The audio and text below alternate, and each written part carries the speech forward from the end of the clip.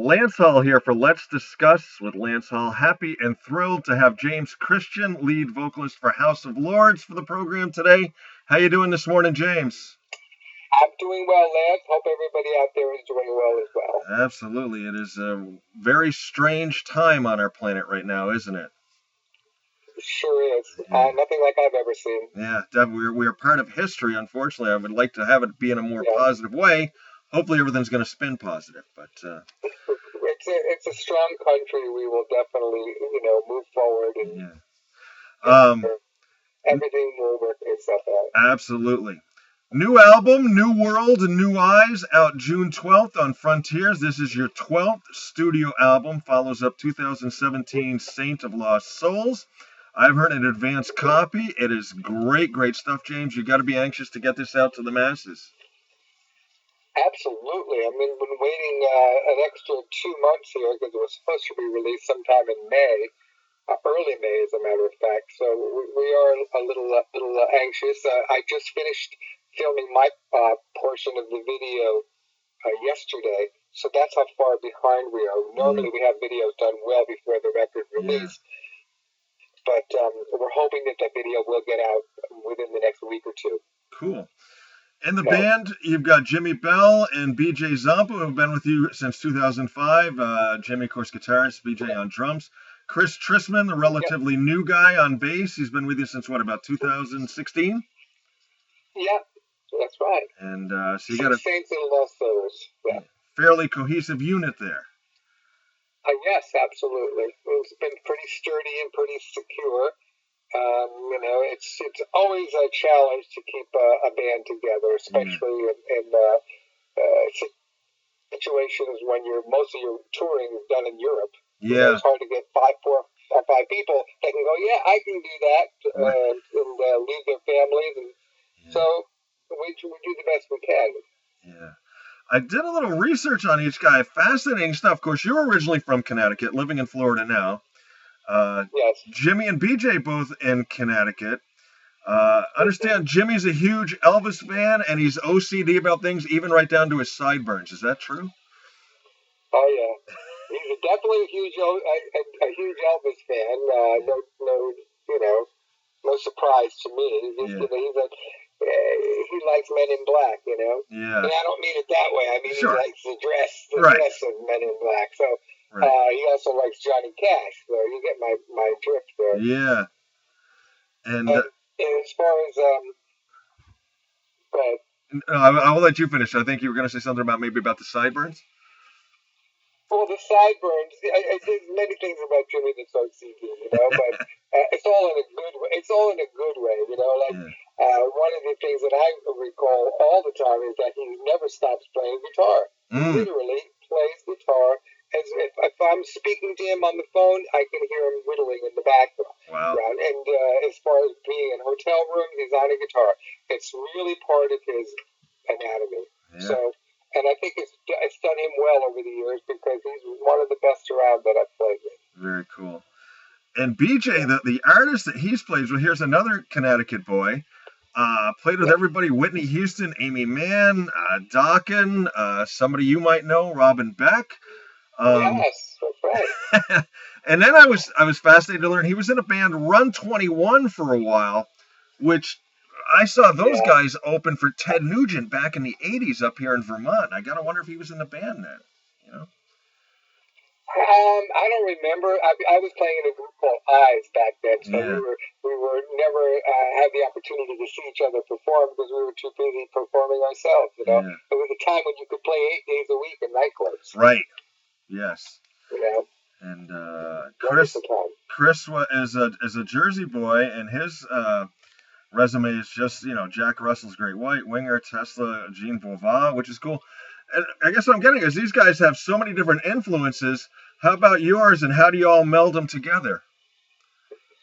Well, basically, Jimmy and BJ were House of Lords fans, before they became members. So that's always a good thing. Yeah. So when I contacted them, they were on board and they knew exactly what I was looking for. So it all it took shape on the very first record we did together, which was World Upside Down. And Chris Tristram He came into the picture after Chris McCarville departed, and Chris, like I said, had a history with Great White and a few other acts, but he also was a great fit. He was a really good bass player, sings well, so all of those elements worked, and he's a nice guy. I want to work with people that I like. Yeah. I mean, it's really important to me, and it's one of the reasons why BJ and Jimmy and I have been together for so long. We actually enjoy hanging out with each other. Sure. We've been on many tours, spent 24 hours a day together, and never were we in any kind of confrontation as far as, wanting to kill each other. Yeah. So that's always helpful. Yeah. Let's get into this new album, New World, New Eyes. Where did the title come from? Very prophetic, as we're going into this. Yeah, everybody thinks we're geniuses, It's like, we're not. We didn't call it. Nobody knew that was going to happen. It was just a song about, things that happen in the world. And sometimes we have to step back and look at things with new eyes and maybe change a few things. So that's where the title, New World, New Eyes, we see things, we see injustice, we see things happening in the world that are not the way we'd like them to be. So we try and rebuild, not change. In other words, update what we have. Because I think what we have is pretty damn good. We just need to update things and make things better for everyone. And New World, New Eyes, that's what the song is about. So it's not about COVID-19, although it does relate really eerily toward that subject. A destructive world, and so it's just one of those things that happened to me at the right time. You also worked with some. What's that? Excuse me. I was going to say, it's just a message of hope. That's all. I mean, I'm a firm believer in positive messages and not doom and gloom. Definitely. You worked with some co-writers on this album, Mark Spiro, who of course had worked with Bad English, Cheap Trick, Tommy Denander, a few others. Had you worked with any of these writers before? Oh, Mark Spiro and I worked together on Demons Down, and that's why I reached out to him. I was sitting around in my studio going, because I love to work with co-writers. It's one of my favorite things to do, because it's almost like having someone else you could turn to and go, was that good? Or was that not? When you have a co-writer and somebody, especially somebody you respect, it makes things move so you don't record a self-indulgent record. Sure. Meaning, I like it, so if I like it, everybody's going to like it. So it's nice to have co-writers. Again, we start with strong tracks, and Jimmy Bell will provide those. Once I get them, then it's working with somebody like Mark Spiro to put together a cohesive song, something that I want to sing, something that I want to sing about. And those are the important elements. Now, Mark Spiro wrote 2 songs for me on Demons Down, and actually co-writing, but he is such an important element of that songwriting. I mean, he really has a pulse on something when he gets to work on it and knows what the artist is looking for. He's right there. He's in tune. So working with him was a no-brainer. We were only supposed to do 2 songs together, but we ended up doing 8. Wow. So it worked out great. Very cool. So Jimmy comes up with music, you come up with lyrics, or do you come up with riffs as well? How does that all, the songwriting process? I come up with melodies, and I've done some lyrics on this record yet, but Mark Spiro is a contributor of lyric and melody as well. So again, a collaboration is where it comes in. We don't dissect who wrote what and what parts are his and what parts are mine. Right.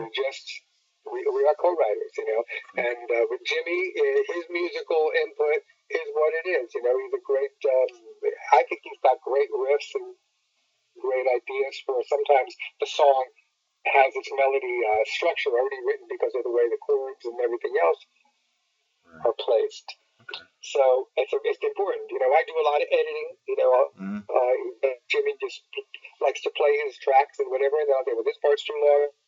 This part's not long enough, or we got to change. Sometimes what he thought was the chorus ends up being a verse. So everything is switched around. Okay. It depends on what we're hearing when we're writing the song. Excellent. Let's jump into a few of the songs. I made some notes here. Like I said, I got fortunate enough to listen to an advanced copy. The title track, "New World, New Eyes," I thought was sort of cashmere-ish in sound, along with the message that you were portraying there.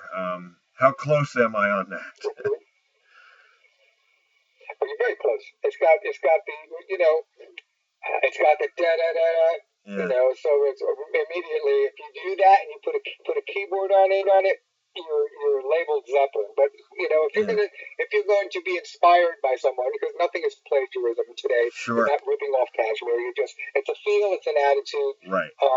But that's how it starts. And when you put those two things together with a keyboard and about those structures, yeah, you get the Kashmir idea. But what better place to go for inspiration than Led Zeppelin? Exactly. Thank you very much. Yeah. To go in a different direction now, on Perfectly Just You and I got kind of a Beatles vibe on that, and I'll throw in another group that was heavily influenced in their sound by the Beatles was Enough's Enough, to give it sort of the modern update. Really like that one. Mm-hmm. Can you tell me a little bit about that one? Perfectly You and I was one of my favorites in terms of ballads. I'm always looking and hope to be a co-writer on a song that has that anthem that you could see an audience in concert, really just getting involved in, and that is one of them because of the message. We are forever, and it's just. It's about a relationship between two people and their strong bond with each other. So again, that's a positive message. I think that the melodies kind of could be considered sort of Beatles, but I also get kind of Eagles in there. Sure. I hear a lot of different because the chords are pretty standard. Like a country song would have three chords. Well, this has more than three chords. Right. But in the chorus, it has three chords. And those three chords can be used in many ways. It could sound country, it could sound rock, and in our song, it's more of a rock feel with three chords. Yeah, definitely. Chemical Rush was the better, I always say. Yes, absolutely. Chemical Rush was probably my favorite track on the whole album. It's sort of tempo, but it seemed to have like a shadow. I don't want to say dark. I'll say shadow to it. A shading to it. And I love Jimmy's solo. I'm assuming that's Jimmy that did the solo. That was a killer solo.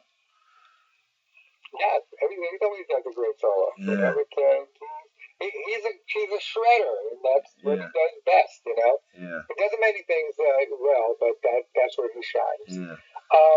The Chemical Rush was the hardest on the album to do. It really was. I sat with that song for weeks because as we were doing the verses, I had ideas. I was co-writing with somebody from England, Richard Hymas, and he had given me kind of a blueprint of what he thought would work, and some of it did, and some of it didn't. So it was trying to figure out how to make that just the verse, not getting to the pre-chorus and the chorus.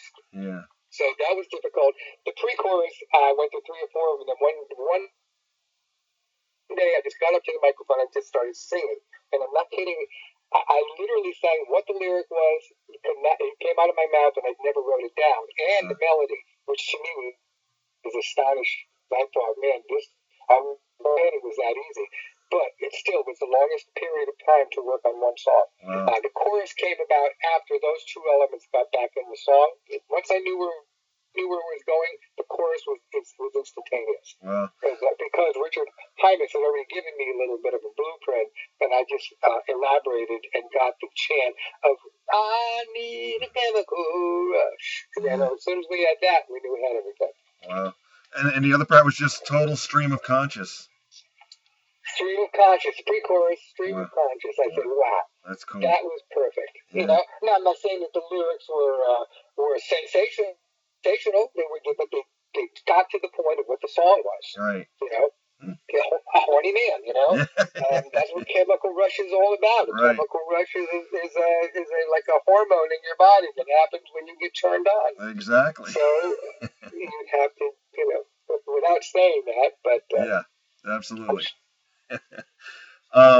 We're All That We Got, I thought was incredibly infectious. I say it's a hit.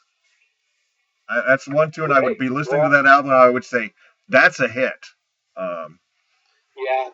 Again, that's a song about hope. Again, we're all that we got, and that we should take care of each other and take care of the planet. And you don't want to see this beauty in this world to die. And I hear that word. I hear that line all the time. I don't want to. I don't want to see the beauty in this world die. Yeah.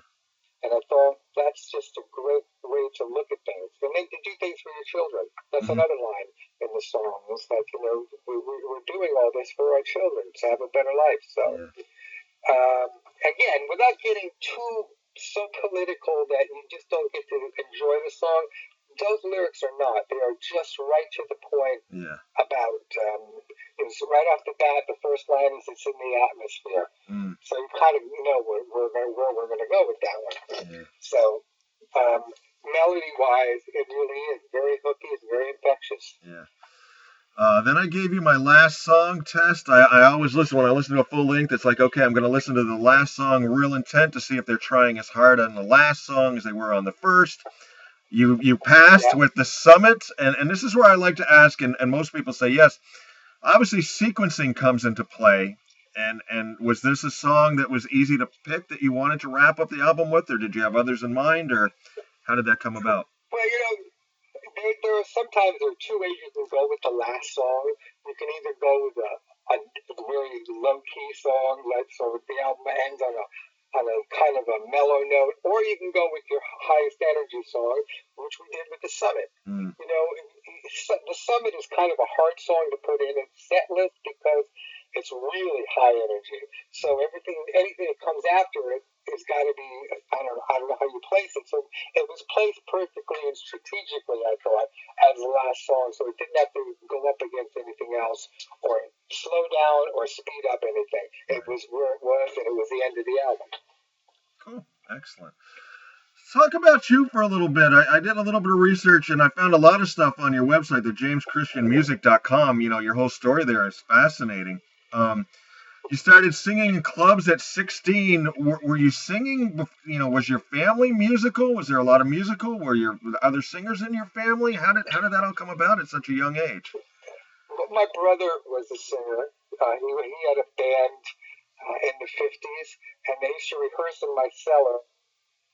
And they do all these oldies, to me they're oldies, but 50 songs from like Dion and the Belmonts and people like that. So that's my first taste of it. And I'd want to go on the mic and sing, and I get thrown out of the garage or the cellar, wherever they ended up rehearsing. And from there, then I was introduced to the Beatles at such a young age and wanted to play guitar. That was my first thing to do, was learn how to play an instrument, and did that. And then I never looked back.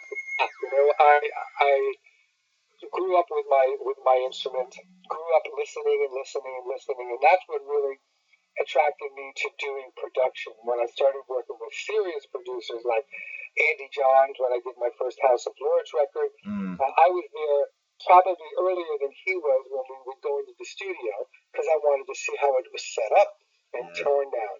And I learned so much from him, from David Thoner, from Gene Simmons, all of them. I absorbed everything and got to the point where when I did a record, I knew what I wanted. I did because I listened and absorbed so much music in my life. I mean, really, I've been here quite a few years, and I've been in the music business for a long time. So I've got a lot of tools in my toolkit to listen to, and to inspiration comes to me easily because there's so many musicians that I admire. Definitely. Did you do like chorus in school or anything like that? Yeah, I got thrown out of chorus because I always wanted to do a solo, and I was also like the class clown in that sense. I never took that part of it seriously because I got bored so quickly. They would have everybody doing their parts and we were rehearsing them, and like, oh my God. Yeah. And I hated. So that part of it never worked for me. So what really worked for me was just being able to play my acoustic guitar and sing songs to my classmates and do songs that I liked. And it was to them, it was like, back then, it was very impressive. Very it cool. didn't hurt with the girls either. No, definitely not. Yeah. The other there were so many things. The other thing I wanted to ask you about, and this fascinated me, when you went out to California, you got put up, I'm hoping I'm pronouncing his last name right, Lawrence Juber's house? Yes. Who was McCartney's guitarist, and who also was married to Hope Schwartz. Correct. Whose father produced Gilligan's Island Brady Bunch. That's correct. Yeah, the house, I stayed in the guest house, and I didn't have to pay rent or anything because Lawrence had heard some vocals that I did from Judith Randall, who's the one that actually set me up to be able to come out to California, stay at his home. Yeah. And he said, in return, would you just sing on 2 or 3 of my demo songs? And I said, absolutely. So I got to stay in his home. I got to eat dinner with them every night, which was great. They were singing to their children. I've never seen anything like it. They were singing songs at the dinner table, and I thought, wow, I'm not used to that. I come from an Italian family. We're used to yelling at each other at a dinner table. But, the singing part of it was a definite switch, and I loved it. Then I got to stay in the guest house where he had so many photographs of Paul McCartney, and I thought to my God, what I could do with these, Yeah. It's amazing. Just beautiful photos of family life with Paul McCartney and me and Linda back then when he was with Wings. And to me, especially me, who was a Beatle fan, I still am to this day, It was a dream come true. So very nice guy, an amazing guitar player. I saw him do a show on acoustic guitar one night, and I just said, wow, that's not an easy thing to do, but he was able to, pull it off. Yeah. And then with his wife and the lineage there with her father doing those iconic TV shows of Gilligan's Island and Brady Bunch, that must have been a hoot as well. Yeah, well, Sherwood Schwartz was Judith Randall's, I think it was Judith Randall's father. I'm trying to remember because there were so many Schwartz that I knew. Yeah. But I remember going. Sherwood Schwartz was the guy that he actually got an Emmy. I think it was for The Honeymooners. That's how far back he goes. And I'm not sure it's Sherwood Schwartz or his brother, but I remember seeing the Emmy on his mantle and all the work he did with The Honeymooners. And that used to be one of my favorite shows as well. Yeah. And so all the Schwartz family were involved in either Gilligan's Island, 90210. Yeah.